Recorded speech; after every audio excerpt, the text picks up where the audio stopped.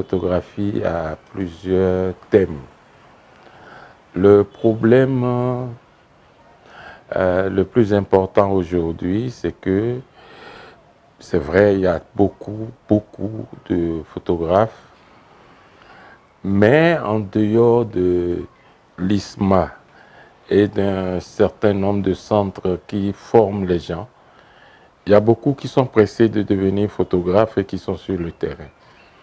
Le matériel étant numérique, normalement avec 300 000, on peut se retrouver à avoir un matériel. Moi, je remarque aujourd'hui, je suis dans des groupes de photographes où j'entends des photographes dire à la dernière minute, j'ai dit plusieurs fois, pourquoi est-ce que vous êtes pressés? Des gens disent à la dernière minute, est-ce que je peux trouver telle chose à louer? Est-ce que je peux avoir ça? Je crois qu'il y a une conscience que chacun doit avoir et respecter son métier. Parce que demander du matériel à louer 2 heures de temps avant un événement, un matériel que tu n'as pas testé, ce n'est pas évident que tu puisses le maîtriser sur le terrain. Donc nous sommes nombreux. Quelque part, j'espère que tout le monde mange et mange correctement.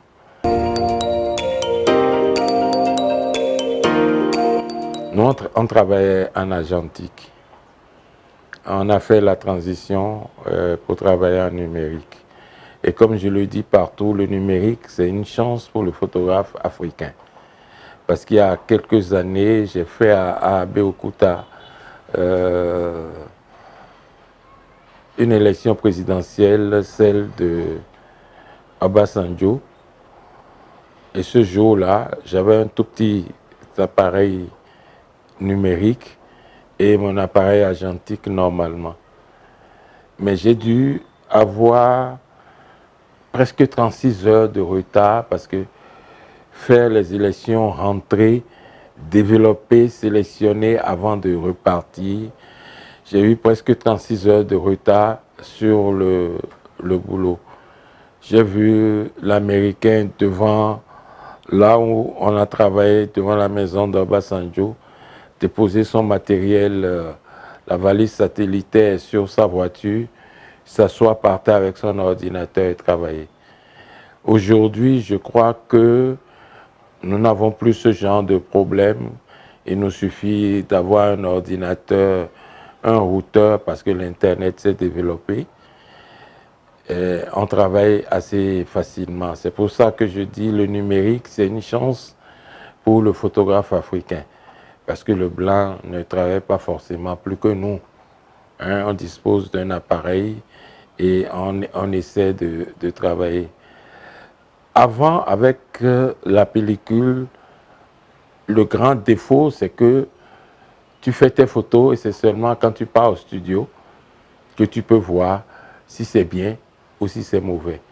Aujourd'hui, avec le numérique, tu as la chance de voir en même temps et de savoir si ta photo elle est bonne, si tu dois la corriger ou pas. La petite différence qu'on peut trouver, c'est justement sur l'expression shooting.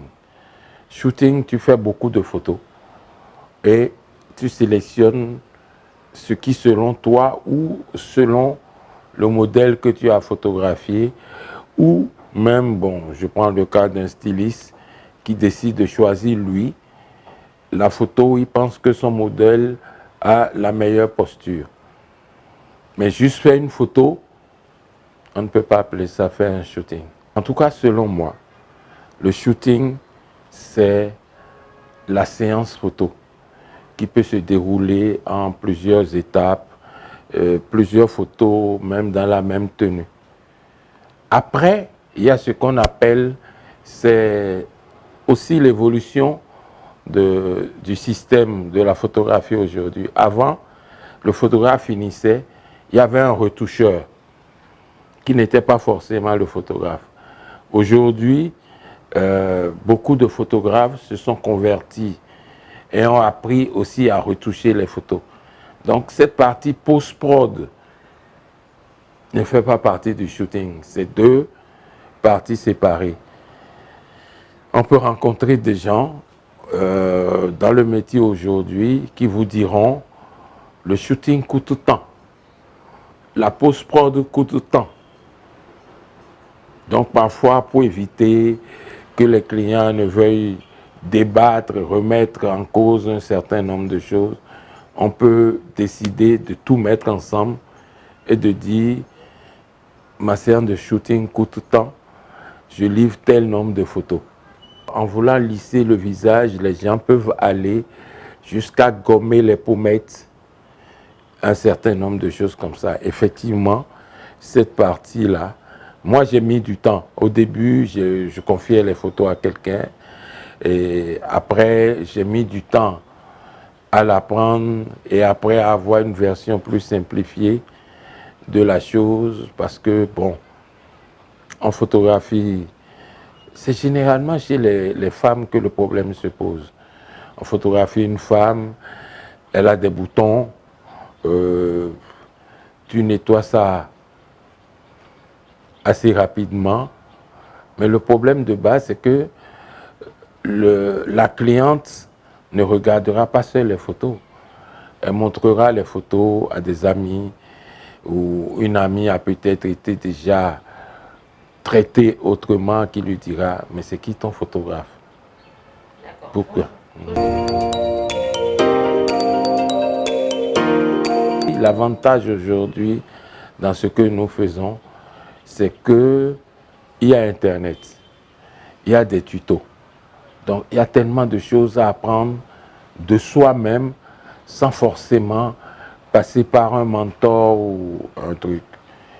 Mais le problème, c'est que on a dans notre corporation des jeunes qui sont très bien. Très bien. Mais leur très bien, parfois, ils ne maîtrisent pas tout ce qu'il y a dans la photo. Donc si quelqu'un passe son temps à tellement retoucher, comme on a dit tout à l'heure, on n'a pas ça.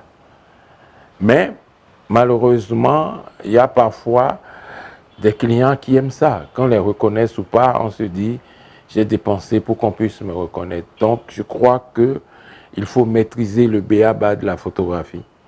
Bien maîtriser, même quand on est autodidacte et qu'on n'est pas allé, poursuivre sa formation sur le net et petit à petit, essayer de faire bien les choses.